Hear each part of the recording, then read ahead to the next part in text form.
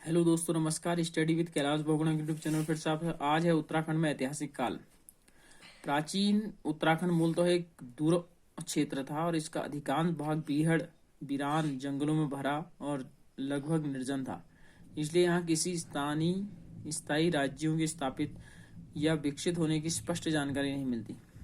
थोड़े बहुत सिक्के, अभिलेखों और ताम्रपत्रों के आधार पर इसके प्राचीन इतिहास के सूत्रों को जोड़ा गया है। कुड़िंद शासक देखते हैं। सबसे पहले जो राजवंश है, विभिन्न स्रोतों से ज्ञात होता है कि कुड़िंद जाति उत्तराखंड का पर शासन करने वाला प्रथम राजनीतिक शक्ति था। उत्तराखंड के पहाड़ी क्षेत्रों में लगभग तीसरी चौथी शताब्दी में इसका शासन था। देहरादून के पास यमुना और टोंस नदी के संगम पर स्थित कालसी नामक स्थान से प्राप्त अशोककालीन अभिलेख में इस क्षेत्र के निवासियों के लिए पुलिंद और इस क्षेत्र के लिए प्रांत शब्द प्रयुक्त किया गया। इस अभिलेख में ऐसा लगता है कि प्रारंभ में कुड़िंद लोग मौर्यों के अधीन थे। मौर्यों के अधीन कौन थे? कुड़िंद। प्रसिद्ध भूगोलवेत्ता टॉलमी कुड़िंद लोग दूसरी सदी ईस्वी पूर्व में ब्यास, गंगा और यमुना के ऊपरी क्षेत्र में फैल गए थे। ये किसने कहा? टॉलमी ने। कुड़िंद वंश का सबसे शक्तिशाली शासक कौन था? अमोघभूति। इसकी रजत और ताम्र मुद्राएं पश्चिम में ब्यास से लेकर अलकनंदा तक तथा दक्षिण में सुनेत तथा बेहद तक फैली हुई थी। इन मुद्राओं के अग्रभाग में देवी तथा मृग का अंकन है तथा प्राकृत में राज कुड़िंदस अमोघ भूतस्य महर्जश अंकित है। प्रथम सदी ईस्वी पूर्व में अमोघ भूत की मृत्यु के बाद शकु ने इनके मैदानी प्रदेशों में अधिकार कर लिया था। मतलब कुड़िंदों के बाद किसने उत्तराखंड पर अधिकार किया था? शकु ने। कुमाऊं क्षेत्र में शक संवत का प्रचलन तथा सूर्य मूर्तियों और मंदिरों की उपस्थित शकों के अधिकारों की पुष्टि करते हैं। मतलब सूर्य मूर्तियां और शक संवत किससे प्रचलित हैं? तो शकों से। अल्मोड़ा के कोशी के पास कटारमल सूर्य मंदिर विशेष रूप से शकों से संबंधित है। अल्मोड़ा से प्राप्त कुड़िंद मुद्राओं पर आशेक, गौमित्र, हरदत्त, शिवदत्त आदि राजाओं का नाम अंकित है। आशेक, गौमित्र, हरदत्त, शिवदत्त का नाम अंकित है अल्मोड़ा से प्राप्त कुड़िंद सिक्कों से। शकों के बाद प्रथम सदी के उत्तरार्ध में राज्य के तराई वाले भाग में कुषाणों ने अधिकार कर लिया। वीरभद्र, ऋषिकेश, मोरध्वज, कोटद्वार, गोभिषण, काशीपुर से पर्याप्त मात्रा में कुषाणकालीन अवशेष मिले हैं। कुषाणों के पतन के समय यहाँ कुछ नए राजवंश यथा गोभिषण, काशीपुर, कालसी और लाखा मंडल स्थापित हुए और साथ ही कुड़िंद भी कुछ क्षेत्रों पर शासन करते थे। कुड़िंदों के समकालीन योद्धे शासकों की मुद्राएं जौनसार भाबर, देहरादून, कार्लो डांडा, पौड़ी से मिली हैं। कुड़िंदों के समकालीन कौन थे? योद्धे। इनकी मुद्राएं यहाँ से मिली हैं जो कि उनके शासन की पुष्टि करते हैं। कुषाणों को कुचलने में योद्धे ने महत्वपूर्ण भूमिका निभाई थी। बाढ़ वाला यज्ञ वेदी का तृतीय सदी का निर्माण शीलवर्धन नामक राजा ने करवाया। शीलवर्मन को कुछ विद्वान कुड़िंद तो कुछ योद्धे मानते हैं। कुछ इतिहासकारों के अनुसार आगे चलकर कुड़िंद लोग ने कीर्तपुर राज्य की स्थापना की, जिसमें उत्तराखंड, हिमाचल प्रदेश तथा रोहिलखंड का उत्तरी भाग सम्मिलित था। समुद्रगुप्त के प्रयाग प्रशस्ति में कीर्तपुर राज्य को गुप्त साम्राज्य की उत्तरी सीमा पर स्थित एक अधीन राज्य बताया गया है। 5वीं सदी के उत्तरार्ध में नागू ने कीर्तपुर के कुड़िंद राजवंश की सत्ता समाप्त कर उत्तराखंड पर अधिकार कर लिया। 5वीं शताब्दी में नागू ने कीर्तपुर के कुड़िंद राजवंश की सत्ता समाप्त कर अधिकार कर लिया। प्रश्न बन सकता है कि कुड़िंदों के कीर्तपुर पर किसने अधिकार किया? नागू ने। 6वीं शताब्दी के उत्तरार्ध में कन्नौज के मौखरी राजवंशों ने नागू की सत्ता समाप्त कर उत्तराखंड पर अधिकार कर लिया। कन्नौज के मौखरी राजवंश नागू की सत्ता समाप्त कर अधिकार कर लिया मौखरियों ने। उसके बाद आता है मौखरी वंश के अंतिम शासक ग्रहवर्मन की हत्या हो जाने के बाद मौखरी राज्य उसके बहनोई थानेश्वर नरेश हर्षवर्धन के अधीन हो गया। हर्षवर्धन द्वारा एक पर्वतीय राजकुमारी से विवाह का उल्लेख मिलता है। बाणभट्ट के हर्षचरित्र में हर्षवर्धन के शासनकाल में उत्तराखंड भ्रमण पर आने वाले लोगों का वर्णन है।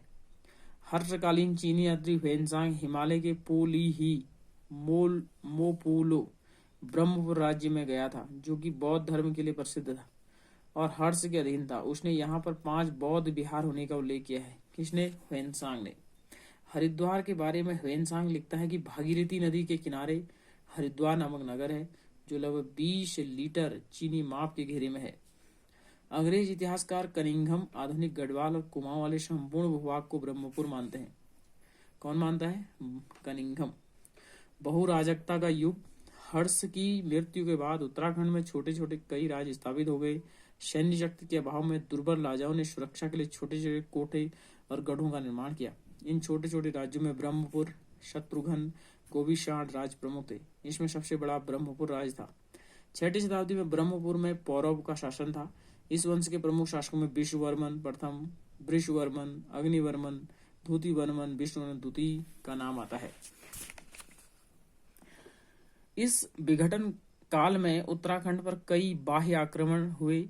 चौहान नरेश विग्रहराज ने आक्रमण कर दक्षिण उत्तराखंड पर तथा तोमर राजाओं ने पूर्वी उत्तराखंड के कुछ भागों पर कब्जा किया। अब आता है बहुत ही फेमस राजवंश कार्तिकेयपुर या कत्यूरी वंश। हर्ष की मृत्यु के बाद उत्तराखंड में उत्पन्न अराजकता की स्थिति समाप्त 700 ईस्वी में कार्तिकेय राजवंश की स्थापना के साथ शुरू हुई। 300 वर्षों तक इस राजवंश की राजधानी जोशीमठ चमोली के कार्तिकेयपुर नामक स्थान पर थी। बहुत बार आया है कि कत्यूरों की प्राचीन राजधानी कहाँ थी, तो जोशीमठ में कार्तिकेयपुर थी। बाद में इनकी राजधानी अल्मोड़ा के कत्यूर घाटी में बैजनाथ बागेश्वर नामक स्थान पर बनाई गई। इस कारण इसे कत्यूर वंश के नाम से जाना गया।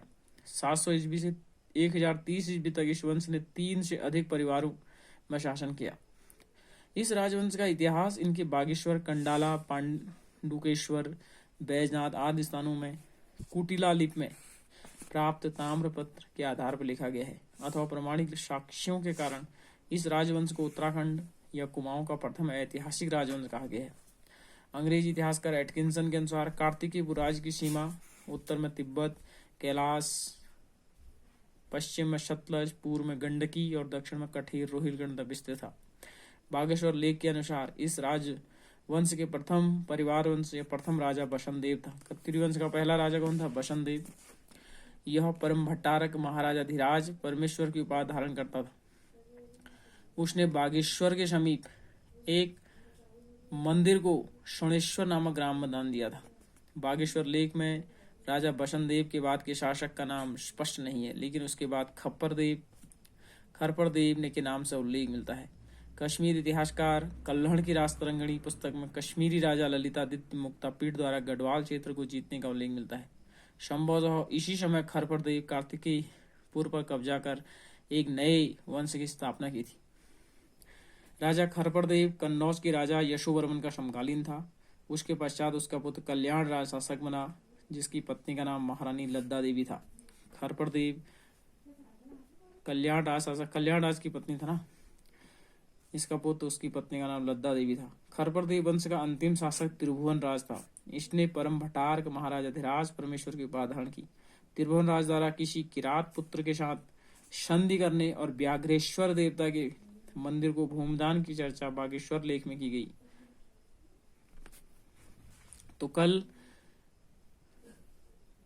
चलो इसको पूरा कर लेते हैं। नालंदा अभिलेख में बंगाल के पाल शासक धर्मपाल द्वारा गढ़वाल पर आक्रमण करने की चर्चा मिलती है। संभवतः इसी आक्रमण के बाद कार्तिकेयपुर राज्य में खरपर देव वंश के स्थान पर निम्बर वंश की स्थापना हुई। निम्बर ने पालों से संधि की थी। ठीक है, तो कल हम निम्बर शैव मतालंबी और उसके जागेश्वर में विमानों का निर्माण किया है। निम्बर के बाद वाला कल हम पढ़ेंगे। तब तक के लिए इजाजत दीजिए। नमस्कार।